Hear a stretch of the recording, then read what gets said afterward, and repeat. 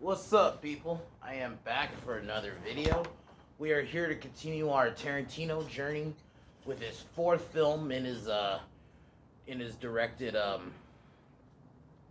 his directed movies, Kill Bill Volume One. So this was one I was always gonna do. I just didn't know when.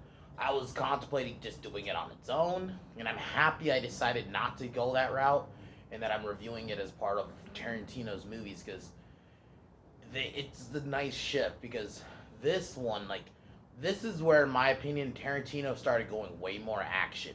Like, his films became way more action at this point. And I remember when Kill Bill came out. I think I'd seen it in the theater, at least the first one. No, I saw the second one. I didn't see the first one. I saw the first one a bit later. And I remember really loving it. And it was just, Uma Thurman was great, and Lucy Liu, Michael Madsen is Bud, even though you only see him for 2 seconds. It was just an all-around great story, and to rewatch it today, it was awesome. And man, the film still slaps. It's still a fucking great one. Uma Thurman does a great performance. It's probably one of my favorite. If I ever do a list of like my favorite revenge movies, this would be up there. Like, this one is easily one of the best revenge stories. And like I said in my tweet, when you get weirdos who act like there weren't women and stuff before 2015, or people going at Tarantino about like, oh, you don't have a lot of women in your movies. It's like, what the fuck? Did you not watch this movie?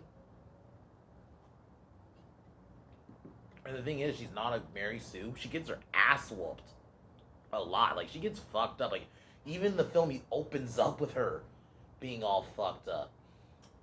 The fight scenes were great.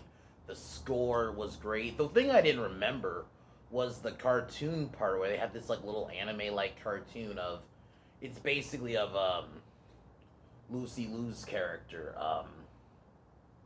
O-Ren. So you get like her backstory. So that was kind of cool. I did not remember that being animated. So I thought that part was really good. The score, the fights were beautiful. That final fight at O-Ren's place in at a restaurant, then like you could tell like a lot of the inspiration was even like the like credits have this like old school, like this movie presentation. It has like this 70s esque movie feel because Tarantino is a big fan of 70s and kung fu movies and stuff like that. So Tarantino loves his film, and that's why to me he's one of my favorite directors. You can tell he loves the art. He just loves in general the art of film and just old films, and that's what that shines through all his movies, especially this one. I mean, the final fight alone is incredible. That whole fight, that final act, really, not just the final fight between O-Ren and the bride, like the that whole sequence is really good. So definitely, I cannot wait to do Volume 2 next week because I remember Volume 2 being really good, and that fight between uh, her and Beatrix, the chick with the eye patch, being really good. So to kind of like see the second part of the story get finalized is gonna be kind of fun. So can't wait for that. But definitely this one I heavily recommend. Uma Thurman is badass in it, and the fight scenes are phenomenal. So, but other than that, tomorrow I'm gonna be going in on what's going on with this bullshit. What WB is doing with their DCU. I can't even call it the DCU anymore. So I'm gonna be going in on that shit tomorrow. So, but here we go.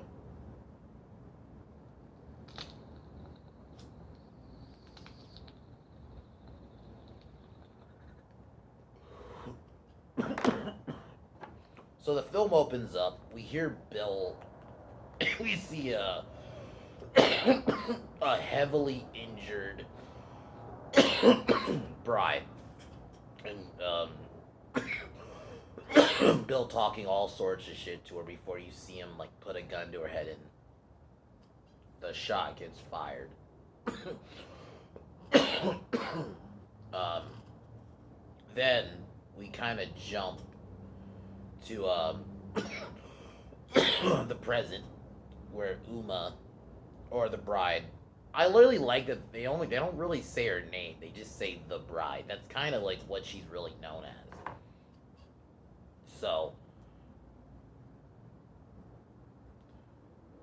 So she confronts Vernita Green, played by is it, I think, Vivica A. Fox?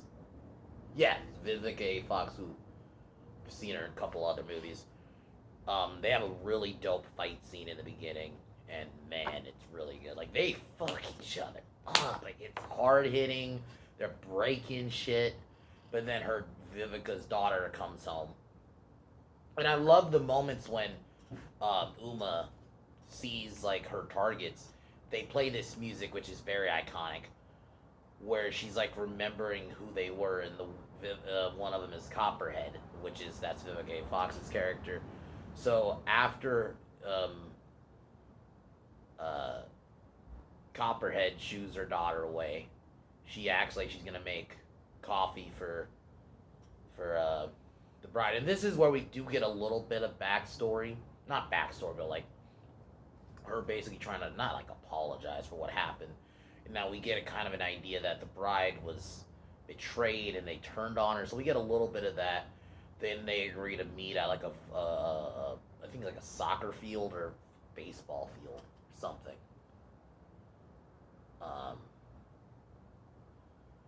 So they agree to meet the night to settle the matter. But Vivica, this is pretty dumb. She tries to get her secret gun she has in a cereal box, misses the shot, and the bride kills her with a knife to the chest. And her daughter watched, and basically she offers a chance. The bride offers the daughter the chance, if you want to get revenge, you can come and get me later. And then walks away. That was a pretty badass scene, and it sets the tone, basically what's gonna be coming up. Then this is where we kind of go back in time. So 4 years earlier, the police arrive at the chapel in El Paso, Texas. Bunch of bodies, and they find the bride's body, but she's still alive. Spits on one of the cops. Gets taken to a hospital where one of the deadly vipers, Ellie, is about to kill the bride, like with like a lethal injection, but Bill decides not to do it. And then one of the doctors, who you might recognize, he was one of the officers in Jackie Brown, gets paid to have, basically, a guy basically pays the doctor to basically rape the bride while unattended.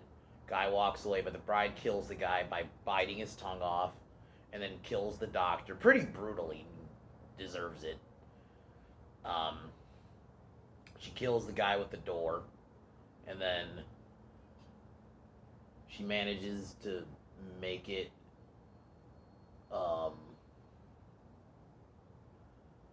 Then she takes the doctor's car, and then gets in the car, and then learns to use her feet again. And then this is kind of, I think, where we get a little bit more of a backstory. Not a backstory, but we start to see her trying to wiggle her toe. And then this is where she tells this is where we get the story of Oren. And I like how Tarantino always chapters his movies, which is good, so you can know where you're at in the film.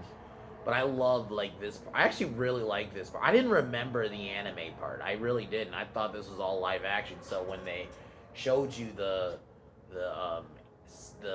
cartoon, which is, it's pretty much anime-ish, where you see her backstory, like her parents got killed by the Yakuza. She got revenge on the guy who killed her parents, and then she became one of the best assassins.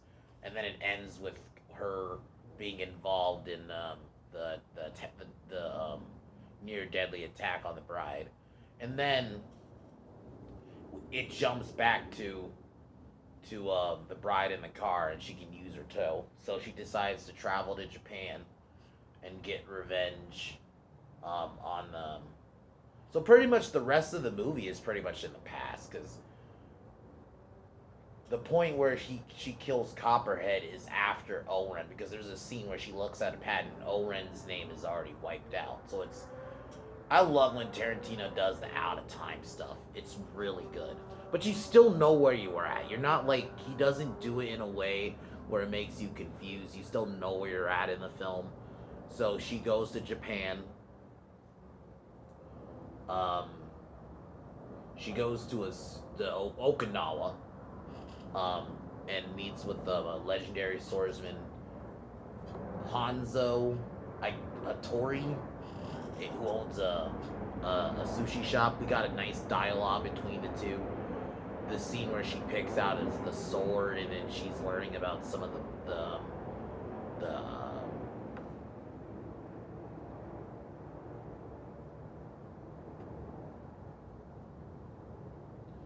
and then she tells him that Bill is her target, who's a former student of his, and he crafts her a sword, which is really cool. I love these moments because like Tarantino clearly loves, you know, Japanese art. Look at like his homage to martial arts movies all the time. Like Tarantino is just a gift of like, in my opinion, he's the student of film. Like the fact that he utilizes a lot of other movies stuff in his movies is really fucking awesome. So after getting the sword, she tracks Oren to the House of Blue Leaves, which is a restaurant. And man, the movie from here, well, the movie's already good, but when we see her get there, and this is where we see her get her iconic motorcycle suit, the yellow suit, and she tracks Oren there. This is where we actually get Oren as the new Yakuza leader, and we get this scene where the guy has a problem with her because she's half Chinese. And this is where we get the iconic scene. Oh, okay, you have a problem, and she like slices his head off, and it's like calmly explaining, "You have a problem with me, you're gonna have to deal with getting your head cut off." Like she's an effective villain. We also meet her bodyguard. Like we meet Julie Dreyfus, which is as Sophia Fatale, who's Oren's lawyer. Um,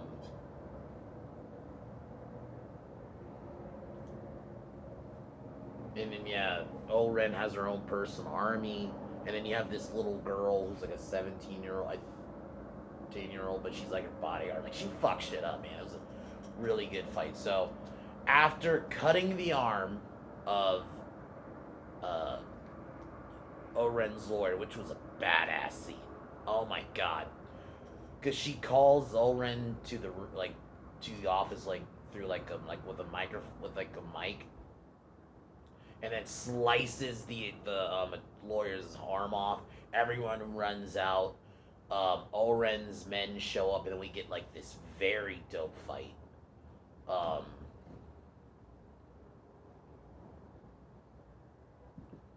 and kills a bunch of guards. And the thing is, too, in this fight, she gets cut. She takes cuts. Like it's not like in this fight she's just beasting him like no problem. Like no, she takes her cuts.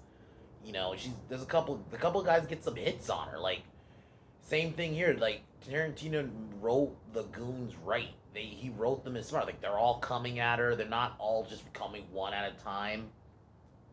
And some of them even get some hits on on them.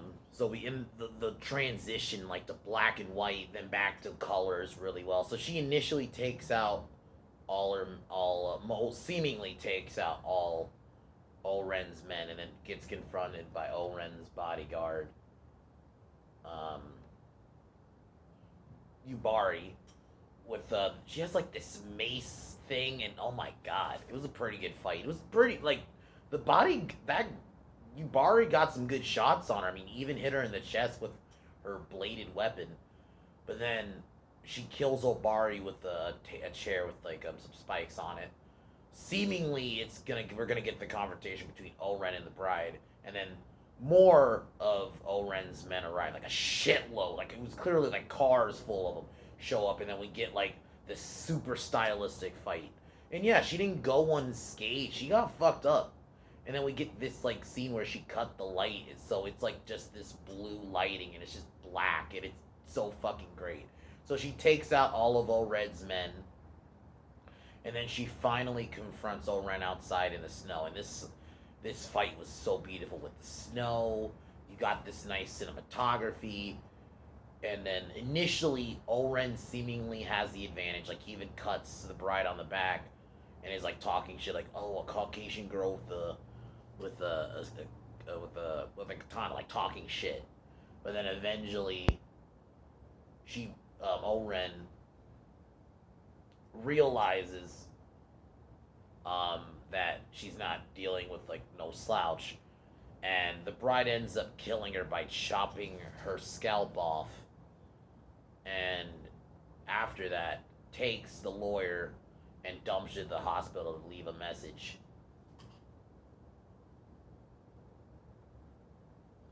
And then basically is going to kill Vernita, which is the beginning of beginning of this movie. And then Bill finds Sophie and then asks her if she knows anything.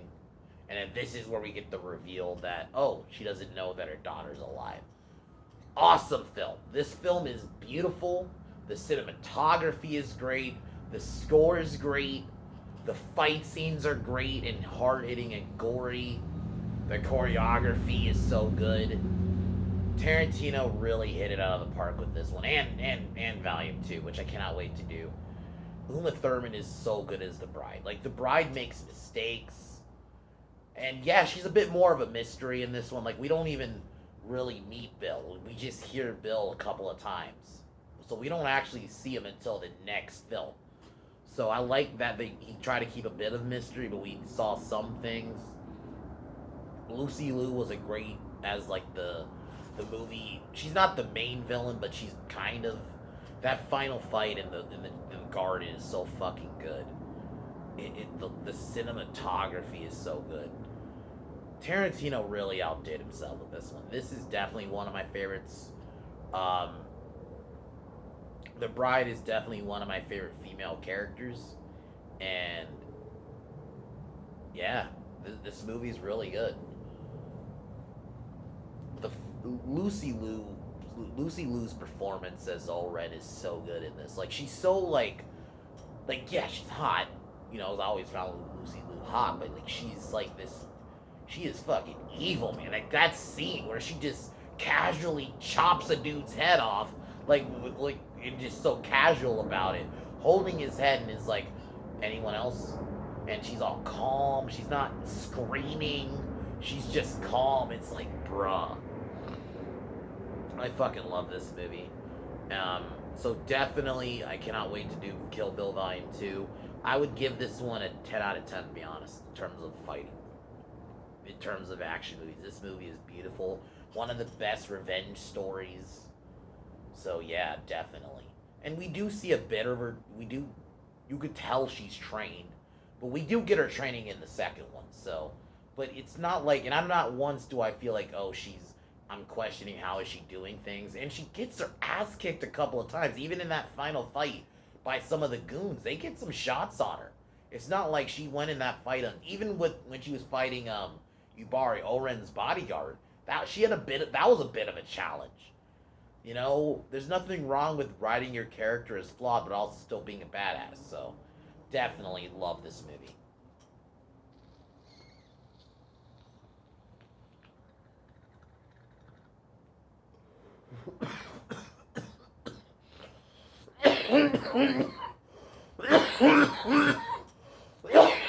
Heavily recommend. In my opinion, Uma Thurman's best movie. I know. Look, it's tied. It's tied with Pulp Fiction in this. Even though you can argue she has a bigger role in this movie, she has a big role in Pulp, in my view. I mean, she's the fucking governor. But Uma Thurman in this movie is so good. Heavily recommend. So, but yeah, guys. Other than that, really, just watch this movie. So, but tomorrow I will be talking about this bullshit with the DC. The fact that they're pretty much this Flash movie is gonna erase the Snyderverse, and they're gonna make Supergirl from who they're bringing in this Flash movie. They're gonna make her Superman, basically. Yeah. So I'm gonna be talking about this shit because Warner Brothers just doesn't get it. They really could have really had a chance, but fuck them. So I'll talk about that shit tomorrow. But definitely watch this movie because this movie is, if you want like a good revenge story, this is it, with some kick-ass fight scenes, really good gore. So like, man, a lot of people get fucked up in this movie. So, but other than that, as usual, fuck Warner Brothers, fuck Disney, fuck LaBitch James, fuck Colin Kaepernick, fuck Seth Rogen, fuck Joy Reid, and fuck the Biden administration. I'm gonna cheers one last time.